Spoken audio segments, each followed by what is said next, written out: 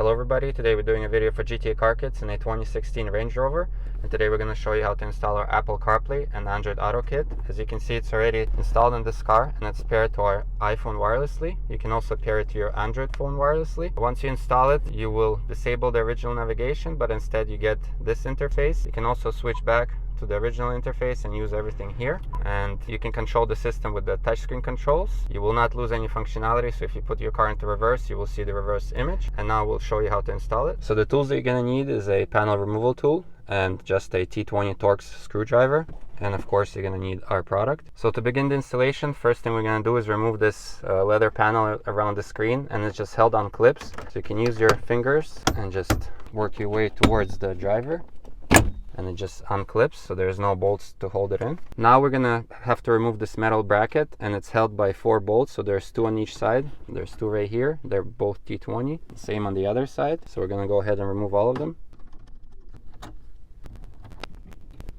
Now we can remove this metal bracket, and you have to tilt it and take it out. And when you're putting it back, something to note, the portion which is thicker compared to the portion that is thinner, this has to be on top, because this bracket can be inserted this way, but it's not correct. So this is how we're going to be putting it back. Now we need to remove the side buttons on the side of the screen, and they're held by Torx bolts. So there's 2, and there's 2 right there. We'll remove all of them.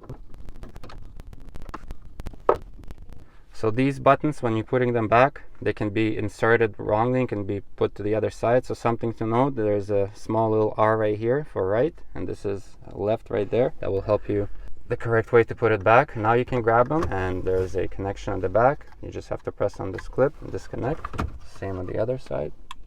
Now we need to unscrew the bolts that hold the actual screen in. So again, there's 2 on each side, and again, they're the same T20 Torx.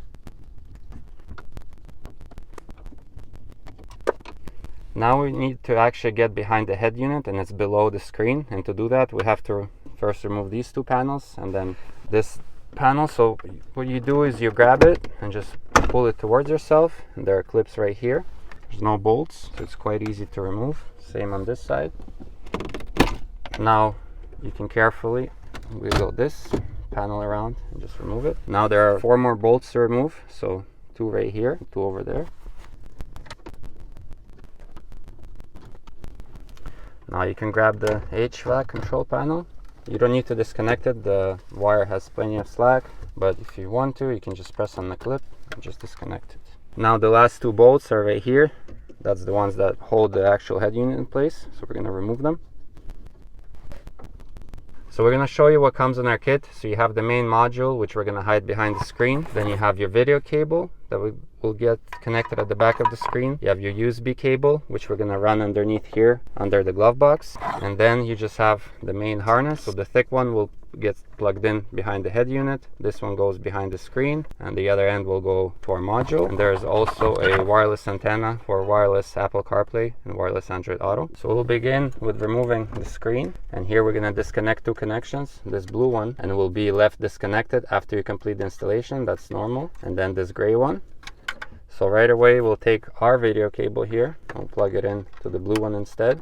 This one will get connected to the module, and then we will take our main harness and we will plug in our harness here. And then the original connection will go into our harness, so it's like a Y splitter. So now this comes with our kit. It kind of protects the module, so we will put it here because we need to remove the head unit and we don't want to scratch the dash. So we'll just put it there. You can rest with the screen back for now. So our main goal is to disconnect this big gray connection. So it just unclips. So this is our harness, so we will plug it in instead of the original one here. Sure, it goes all the way in, and the original connection will get plugged in into our harness. So again, it's like similar to the back of the screen. It's like a Y splitter, and the other end of this harness we have to bring up behind the screen because our module will be right there. So at this point we can take the module, plug in the harness here. Then we also did the video cable, so you plug it in here. And the last 2 is the wireless antenna. So this is the USB that I was talking about. So we're gonna actually wire it right here. So there's an opening, there's this plastic edge, and between the dash and this plastic edge there's an opening which we're gonna use to feed this cable through, and then we're gonna catch it on the inside behind the radio. So here's that USB, and you're gonna pull it through. So if you look underneath here, you'll just see it slightly. So this is used to do updates, and if you want to connect your phone by the wire, you need to install this USB. And now this is the last part that you will plug in into the module. And now we can hide the module right here. There's plenty of space.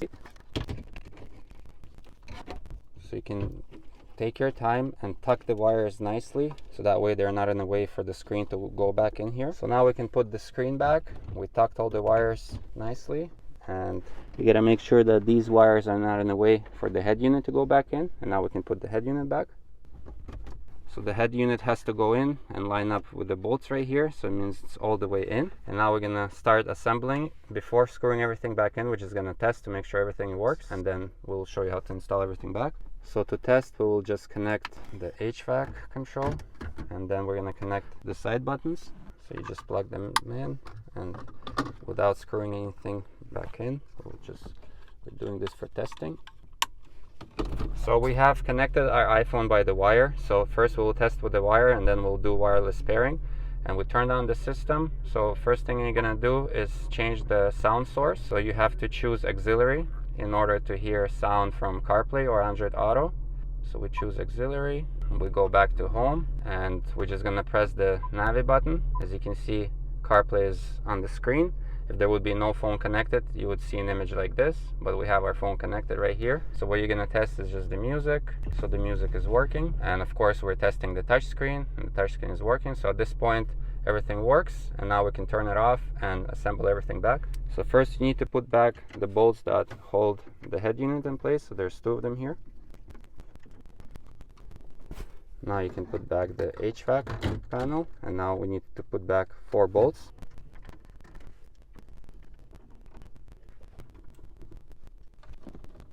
Now you can clip this panel back, and now we're gonna put the 2 side pieces here.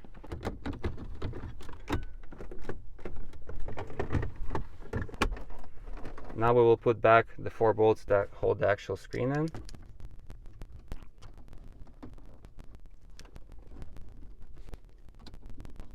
And we're gonna reinstall the 4 bolts.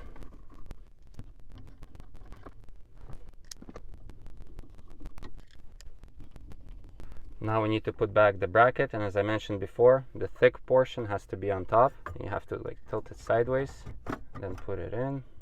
Make sure that the holes line up, and now we can put the final 4 bolts in.